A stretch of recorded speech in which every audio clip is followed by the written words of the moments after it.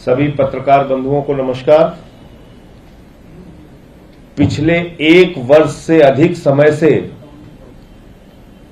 मैं जिस मामले को लेके बार बार चीख चीख के चिल्ला चिल्ला के कह रहा था कि प्रभु श्री राम के नाम पर जमीन का घोटाला हो रहा है, प्रभु श्री राम के मंदिर के निर्माण के आसपास के क्षेत्र में हजारों करोड़ का भूमि घोटाला हो रहा है और इस खेल में भारतीय जनता पार्टी के बड़े बड़े नेता शामिल हैं।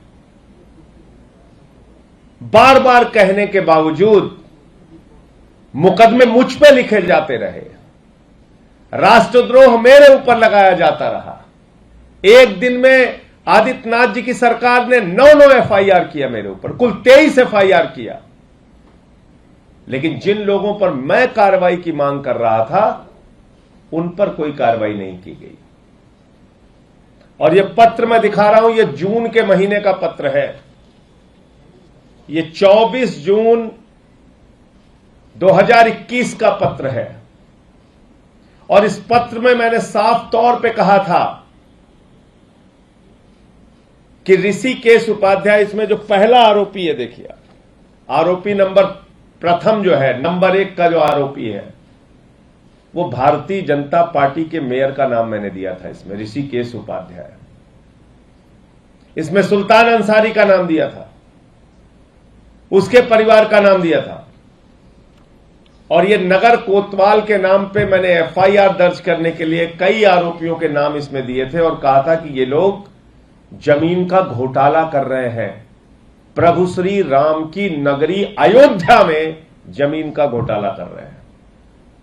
ये मैंने बार बार कहा था, आपको याद होगा कई प्रेस कॉन्फ्रेंस की थी उस समय और मैंने प्रमाण सहित बताया था कि किस प्रकार से 5 मिनट के अंदर 2 करोड़ की जमीन 18.5 करोड़ रुपए में खरीदी गई 5 मिनट के अंदर। किसके द्वारा? ट्रस्ट के द्वारा। और बड़ी मजेदार बात यह थी कि भारतीय जनता पार्टी के मेयर ऋषिकेश उपाध्याय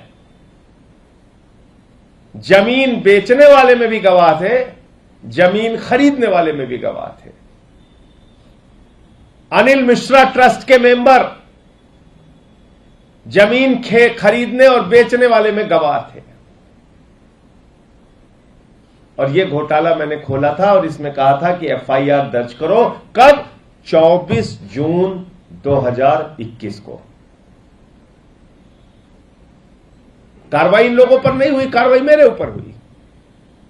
मेरे ऊपर लगातार मुकदमे हुए, अलग अलग मामलों में हुए। लेकिन आज क्या कर रही है आदित्यनाथ जी की सरकार? आज क्या कर रहे हैं उनके सांसद? यह चिट्ठी है भारतीय जनता पार्टी के सांसद लल्लू सिंह जी की, जो अयोध्या से सांसद है। और यह चिट्ठी इन्होंने लिखी है 31/7/2022 को, यानी कि 31 जुलाई 2022 की चिट्ठी है ये। और इस चिट्ठी में वही सारे आरोप इन्होंने लगाए हैं। जमथरा माझा इलाका है जिसको अयोध्या विकास प्राधिकरण ने ग्रीन बेल्ट घोषित किया है कि वहां कोई निर्माण कार्य नहीं हो सकता। यह प्रभु श्री राम के मंदिर के 1 किलोमीटर के आसपास का इलाका है और साफ तौर पे कहा है कि यह ग्रीन बेल्ट है, यहां पे कोई निर्माण नहीं हो सकता। और उस ग्रीन बेल्ट में जमीनें खरीद खरीद के अवैध कॉलोनियां बनाई जा रही हैं। अब ये बात इतना हंगामा और हल्ला करने के बाद, 1 साल से अधिक की लंबी लड़ाई लड़ने के बाद अयोध्या विकास प्राधिकरण ने माना है और 40 लोगों की सूची जारी की है। क्या लिखा है ऊपर इसमें?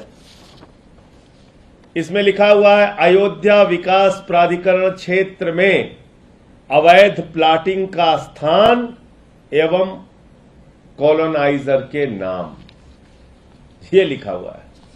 यानी कि कॉलोनियों के निर्माण करने वाले और अवैध प्लाटिंग करने वाले, जमीन का घोटाला करने वाले, हजारों करोड़ का घोटाला करने वाले जमीन के नाम पे उन लोगों के नाम लिखे हुए हैं। और इसमें नाम कौन कौन से हैं?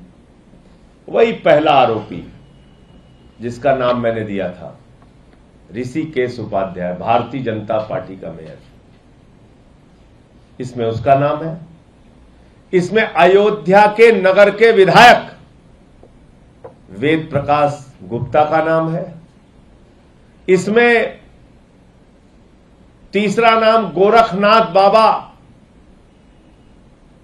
जो भारतीय जनता पार्टी के पूर्व विधायक हैं, उनका नाम है। इसमें सुल्तान अंसारी का नाम है। इसमें नन्हे मियां का नाम है। इसमें बन्ने खान का नाम है। ये नाम पढ़िए आप लोग। और मैं कहना चाहता हूं भाजपाइयों से, पता नहीं तुम्हें शर्म आती है कि नहीं आती है, इस देश के लोगों को तुम्हारे ऊपर शर्म आती है। तुम्हारी आस्था भगवान श्री राम में नहीं है, तुम्हारी आस्था भ्रष्टाचार में है, दलाली में है, लूट में है, जमीन के घोटाले में है। भगवान में आस्था नहीं है, भ्रष्टाचार में आस्था है। और इस लिस्ट से ये सारे आरोप सही साबित होते हैं। मैं पूछना चाहता हूं, उत्तर प्रदेश का शासन कहां सो रहा था? आदित्यनाथ जी, जो उत्तर प्रदेश के मुख्यमंत्री हैं, हर दूसरे महीने, हर महीने 3 बार 4 बार प्रभु श्री राम की नगरी अयोध्या जाते थे, पिछले कार्यकाल में भी, अभी भी। आपको बार बार मैंने बताया और आपने कोई कार्रवाई नहीं की। इन जमीन के लुटेरों को लूटने दिया, क्योंकि ये भारतीय जनता पार्टी के नेता हैं, विधायक हैं, मेयर हैं। इन जमीन के लुटेरों को घोटाला करने दिया प्रभु श्री राम की धरती पर, क्योंकि आपकी पार्टी से जुड़े। मैंने हजारों साक्ष्य दिए, हजारों कागज दिए, कोई कार्रवाई नहीं। मिलके बंदरबाट चल रहा है। तो मैं समझता हूं कि इस खुलासे के बाद अब ये सारे लोग जेल के सीखचों के पीछे होने चाहिए। और जिन्होंने प्रभु श्री राम की नगरी में ग्रीन बेल्ट के अंदर अवैध कॉलोनियां बनाई है, प्लॉटिंग की है, जबरदस्ती कब्जा किया है, उन सब के प्लाट पर बुलडोजर चलना चाहिए और वो सारे की सारी जमीनें खाली कराई जानी चाहिए।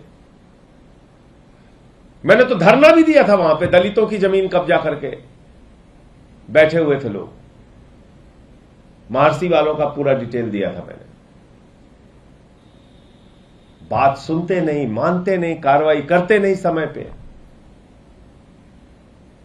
जब पानी सर से ऊपर निकल जाता है तब बाबा जी की सरकार जागती है। यही आचरण है भारतीय जनता पार्टी का। तो इसलिए मेरी मांग है कि अब बगैर विलंब किए जिन नेताओं का और जिन लोगों का नाम आया है, ये 40 नाम अवैध कब्जेदारों के, जो जो निर्माण इन्होंने किया है उन सब पे बुलडोजर चलाया जाए, जमीन खाली कराई जाए प्रभु श्री राम के मंदिर निर्माण के क्षेत्र की। और अगर वो ग्रीन बेल्ट है तो कैसे इन्होंने निर्माण कर लिया, कौन कौन से अधिकारी इसमें शामिल थे, किसको कितनी रिश्वत मिली, कितनी दलाली मिली, कितना घोटाला किया, सबको उठा के अंदर कीजिए, सबके खिलाफ कार्रवाई कीजिए। आम आदमी पार्टी आपसे मांग करती है। और हमारी जो एफआईआर के लिए हमने 24 जून को ये पत्र जो दिया था कोतवाली नगर में, 24 जून 2021, बाबा जी आपसे निवेदन है, आदित्यनाथ जी कृपा करके जागिए और हमारी इस एप्लीकेशन पे कार्रवाई करवाइए, हमारे इस प्रार्थना पत्र पे कार्रवाई करवाइए, एफआईआर दर्ज कराने की हमारी इस मांग पर कार्रवाई करवाइए, जो 1 साल से अधिक समय से आपके यहां पेंडिंग है अयोध्या कोतवाली में। तो ये बातें मुझे कहनी थी और आपको बतानी थी। आपके कोई प्रश्न हो तो आप पूछ सकते हैं।